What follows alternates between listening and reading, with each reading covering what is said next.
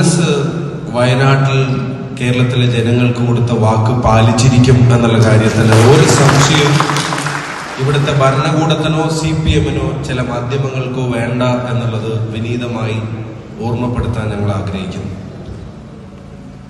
ഇപ്പൊ ഇത് ചില തീരുമാനങ്ങളും പ്രഖ്യാപിച്ച ഡേറ്റുകളൊക്കെ അങ്ങോട്ടും ഇങ്ങോട്ടും ഒന്ന് മാറിയപ്പോൾ ഇത് നടക്കാൻ പോകുന്നില്ല എന്നുള്ള ആഹ്ലാദത്തിൽ വലിയ രീതിയിലുള്ള എതിർ പ്രചരണങ്ങൾ നടത്തിയ ആളുകളാണ്.